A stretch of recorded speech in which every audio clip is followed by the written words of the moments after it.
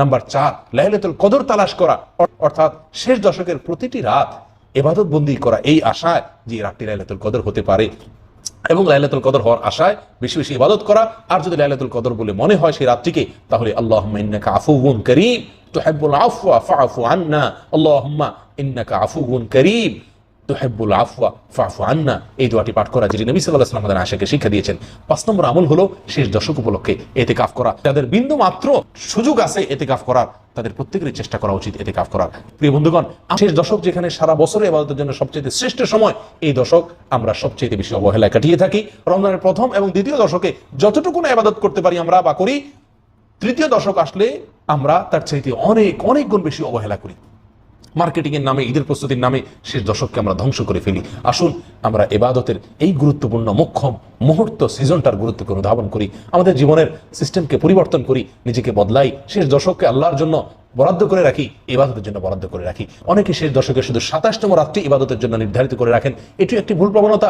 যদিও সুনান আবু দাউদের বিশুদ্ধ সূত্রে বর্ণিত হাদিসের আলোকে রমজানুল কারীমের 27তম রজনীতে লাইলাতুল কদর হওয়ার সম্ভাবনা রয়েছে বা ইঙ্গিত পাওয়া যায়, তবুও বেশিরভাগ বিশুদ্ধ হাদিসে নবী সাল্লাল্লাহু আলাইহি ওয়াসাল্লাম আমাদেরকে উৎসাহ দিয়েছেন রমজানের শেষ দশকের প্রতিটি রাত, বিশেষ করে বিজয় রাতগুলোতে ইবাদত বন্দি করা, লাইলাতুল কদর পাওয়ার আশা।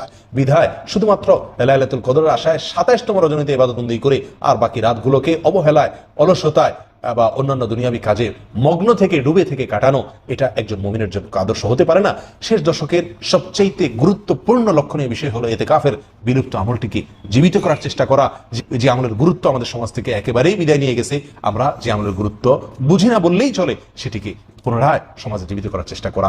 সর্বশেষ যে বিষয়টি বলবো সেটি হলো, অনেকেই মনে করেন রমজানের শেষ দশকে ওমরা করার বিশেষ ফজিলত রয়েছে। কোনো হাদিস দ্বারা রমজানের শেষ দশকে ওমরা করার স্পেশাল কোনো ফজিলত নাই। গোটা রমজান মাসে ওমরার বিষয়ে নবী সাল্লাল্লাহু আলাইহি ওয়াসাল্লাম বলেছেন, উমরাতুন ফি রমাদান তা'দিলু হাজ্জাতান মাই, আমার সঙ্গে হজ করার সমতুল্য সওয়াব হলো রমজানে ওমরা করা। কিন্তু এখানে শেষ দশকে ওমরা করলে বিশেষ কোনো মর্যাদা আছে এরকম কিছু না, বরং শেষ দশকে একান্তে আল্লাহর জন্য ইবাদতবন্দিতে কাটানো উচিত। যদি কেউ মসজিদুল হারামে অথবা মদিনা মসজিদে নববীতে গিয়ে এই দশকে ইবাদতবন্দি করতে পারেন, ইতিকাফ করতে পারেন, সেটা সবচেয়ে ভালো সময়, সোহাগা। কিন্তু শুধুমাত্র ওমরার নামে বিশেষ করে সৌদি প্রবাসী ভাইদেরকে দেখা যায় যে অনেকেই এই দশকে ওমরার জন্য ভিড় করেন, সবচেয়ে বেশি ভিড় করে থাকেন এই দশকে আসতে এবং যাইতে। এই দশকের 2টি রাত প্রায় তারা নষ্ট করে ফেলেন, ইবাদতবন্দি করতে পারেন না। এটি ভুল ধারণা, বরং এই দশকে আমাদের বেশি থেকে বেশি একান্তে ইবাদতবন্দিতে কাটানো উচিত, কোনো সফরে বা পথে নয়, সেটা মক্কায় হোক আর নিজের বাসায় হোক। আল্লাহ সুবহানাহু ওয়া তাআলা আমাদের সকলকে এই দশকের গুরুত্ব অনুধাবন করে এটাকে আমলে আনার চেষ্টা করার তৌফিক দান করেন। এই দশক হবে আমার বছরের সবচেয়ে শ্রেষ্ঠ ইবাদতের দশক, নেক আমলের সবচেয়ে সেরা দশক, আল্লাহর কাছে যাওয়ার সবচেয়ে সেরা দশক, আমার জীবনের ইবাদতের জন্য সবচেয়ে বেশি সাধনা, সবচেয়ে বেশি পরিশ্রম